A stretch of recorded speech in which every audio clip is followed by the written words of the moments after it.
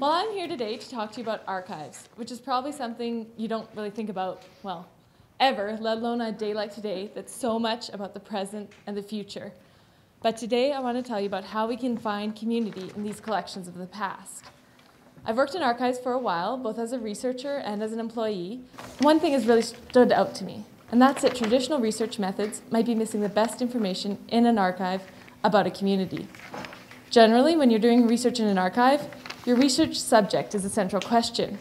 Who is she? Where did she live? Who did she come from? What did she do? Where did she go? And with whom did she associate? This process can be very informative about that specific person, but it leaves her mostly floating alone, separated from her community, and the information that can provide about her as a person. It's like one square of a quilt. It's nice, but because it's so limited and specific, many of the connections and the realities that inform her as a person and her identity as part of a community might be lost. So I propose a change, that instead of researchers following the person, we follow the connections between people, places, and organizations, and see what sort of tapestry that can create. To get to that perspective, let's see what that process can look like. For our example, we're going to start with Frederick Arthur Porter here in Red Deer. Like so many of us in Alberta, Fred was originally from Saskatchewan. He wrote his pharmacy examinations in Regina and opened his first drugstore in Minnedosa, Manitoba in 1912. He sold it in 1923 to come to Red Deer, where he bought the Ellen and Stephen business, and he ran it successfully for nearly 20 years before selling it to R.E. Horsley in 1939. Seeking a business or a personal opportunity is probably the main reason that most people move, particularly if they're coming to Red Deer. Porter was very active in the community throughout his life, especially with the Boy Scouts. He was the rover leader when the local rover crew was organized, and it was under his guidance and leadership that they built the rover hut, which still stands today. It was a great accomplishment, and it was made all the more special by the presence of Governor General Lloyd Tweedsmuir as Chief Scout of Canada at the grand opening. Of course, the Scout movement in Red Deer is much more famous for its Cub Scouts, who in 1911 captured the man who had shot the local police chief. Among the boys in this particularly brave troop was Roland Michener, who himself would later become Governor General of Canada. The Scouting movement, with its emphasis on teaching pride in the Empire, Christian morals, and the skills necessary to turn boys into men, attracted many followers in the area. Both Margaret Parsons and Bill Parsons were involved in Scouting in Red Deer. The Parsons were a very prominent medical family in the area. Dr. Parsons moved to Red Deer from Ontario in 1903 to become a general practitioner here, as well as a medical officer and surgeon for the Canadian Pacific Railroad. Unfortunately, his wife died in the 1918 Spanish flu epidemic, leaving him with 4 children to care for, and prior to his remarriage in 1920. His 2 sons, McGregor and Bill, aside from their involvement in Scouts, both also went on to become doctors in their own right and joined their father's practice. This practice eventually became known as the Parsons Clinic, which is still around today.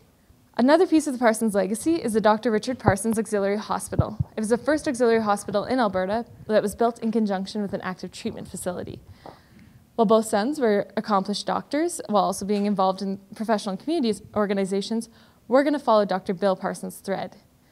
He married Margaret Smith in 1938.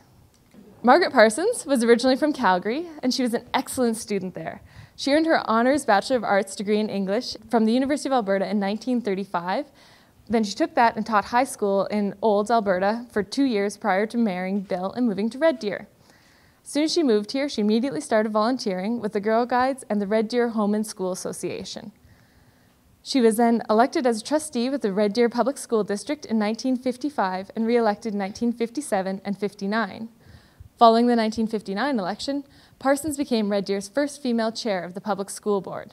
She joined the executive of the Alberta School Trustees Association that same year, where she learned that Lethbridge was building a junior college. Well, there's nothing if not competition to get cities going, so she immediately came back and started lobbying for a college for Central Alberta, which would, of course, be located in Red Deer. She became Red Deer College's first chair in 1963. In 1966, her involvement in the education system was recognized by the Council of School Administration of the Alberta Teachers Association, who dubbed her the First Lady in Alberta in Education. In 1984, on the 25th anniversary of the motion to create the community college, the team teaching theatre was named after her.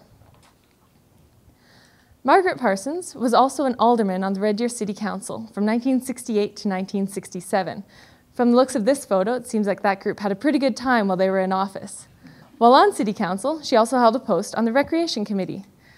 The Rec Committee came out of the Red Deer Recreation Athletic Association and was established by the City of Red Deer in 1951. This timing was significant as Red Deer underwent great growth and expansion, starting with the baby and oil boom, and it continued through the 1960s and beyond. The city was able to adjust to its changing needs through the Recreation Board.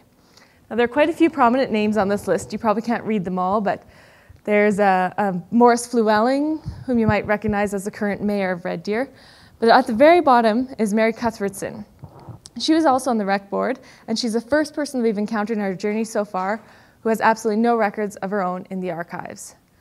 This is where city records can be very informative because sometimes they contain the first or only reference of a person's contribution to a community, whether it's through involvement on a committee or board like Mary Cuthbertson, through presentations to City Council, or as a representative of an organization that reports to a department or council. Fortunately for us, Mary had a fairly prominent husband, Jack Cuthbertson.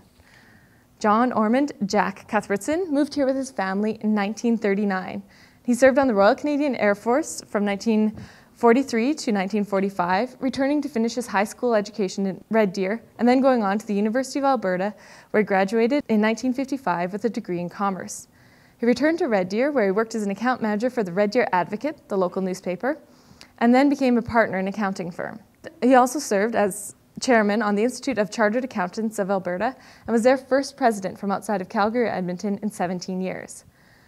This wasn't his only first. He was also the first person to compete in the Boston Marathon from Red Deer when he did so in 1981 at the age of 56. Jack has volunteered for years on the health board and is still an active volunteer in Red Deer today. His father was also influential in the community, despite only living in the area for 8 years.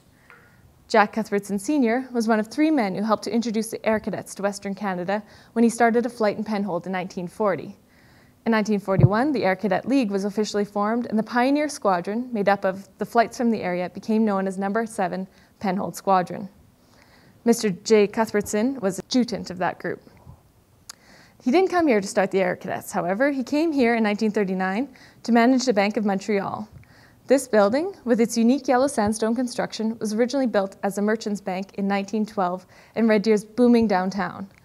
It was taken over by the Bank of Montreal in 1922 when they bought out the merchant's bank. It's located on Ross and 49th Avenue, or was, right next to Gates Cornett Drugs. Now, Gates Cornett Drugs is interesting because it's one of the longest-lasting businesses in Red Deer. Hallie Hamilton Gates founded the drugstore in 1891, and he partnered with Roy Cornett to expand it in 1907. H. Gates was a village and town councillor who followed in the footsteps of his elder brother Raymond Gates to become mayor of Red Deer from 1906 and 1907. He was also the second son of Leonard Gates, who is widely considered the city's founder. Now, the Gates Cornett drugstore, getting back to that, moved locations in 1978 and closed in 1981, losing its business to competitors, but connecting us back to the aforementioned Porter Drugs. Red Deer has been a commercial center for Central Alberta for many years, and the connections and competition that happens between the businesses has informed our identity as a community. We've now come full circle, one small circle of records that you could follow in the archives. And what's interesting about this circle is that, unlike the first example, there's no one person, building, or organization in the middle of it. Instead, what we've been following is the connections, and these connections have created this tapestry of people and places and is in fact showing the community. What cannot be seen here is also important. If people, organizations, or businesses don't submit their records to an archive, then their connections might be difficult or impossible to uncover. The only reason that we have the images and documents in this circle is because somebody thought to put them in the Red Deer and District archives. I propose that we acknowledge the people, buildings, and organizations who are missing from these records and attempt to fill in those holes, because without these experiences, the community story that we can tell, while interesting, is incomplete. So how do we go about doing that? We need to look at why people don't submit their records to the archives. Why do they choose not to? Sometimes it's a passive choice. They just aren't aware of us and who we are and why we'd want them. Other times, it's an active decision. They're uncomfortable. They don't feel like they belong. This is partially because, in general, archives were founded by Caucasian male Christians who were very well-meaning, but tended to make a bit of an exclusive, elitist feel to archival collections and to what belongs. This is especially true of excluding people from oral cultures, working class people, anyone who's less educated, or anyone who's displaced, like the homeless. But regardless of why people are not submitting their unique records, when they don't, their involvement becomes lost, their contributions are lost, and their connections become untraceable. So, what to do? We need to make archives more inclusive and approachable.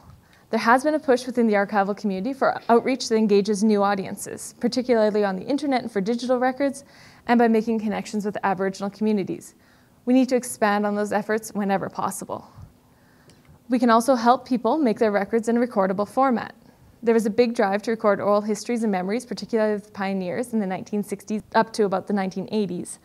This work could be brought back and expanded upon, particularly to include the displaced people or the less educated, who would otherwise have difficulty recording their experiences for future access. We can also take action to collect the records of businesses and individuals, especially as they leave a community. Archives work hard to maintain and establish relationships within the community and hope that that leads people to donate their unique records rather than recycling them. It would be even more effective, however, if the community itself is mobilized to spread the word about the role of archives. 10, 100, or 1,000 sets of eyes and ears looking for archival records in the organizations with whom they volunteer, approaching businesses that are closing down, or talking with family members who are downsizing their homes to mention that the records might be of interest to the local archives, will lead to greater success. With these few actions, some of the holes in the archival record of the community can be filled, and the tapestry that we walked through earlier can become more nuanced and detailed. The story of the community and its identity at any given point can be more complete and reflect the variety of experiences that we all know exist. We need to recognize that not everyone is included and try to reach out to those people and organizations and help them be connected for now and for the future to see. By striving to fill in the records of businesses that close, farmers who retire, preferably before the mice and the elements get into their farm history, and of the poor and of the homeless, people will know that they are there and that they were there. Together, archivists, their community, and their governing supports can design a more inclusive modern archives with a more complete archival record for now and for the use of others in the future. This is our heritage and our identity, and these are our connections to record and maintain. I now invite everyone to go forth and seek the unique on behalf of your local archives. Thank you.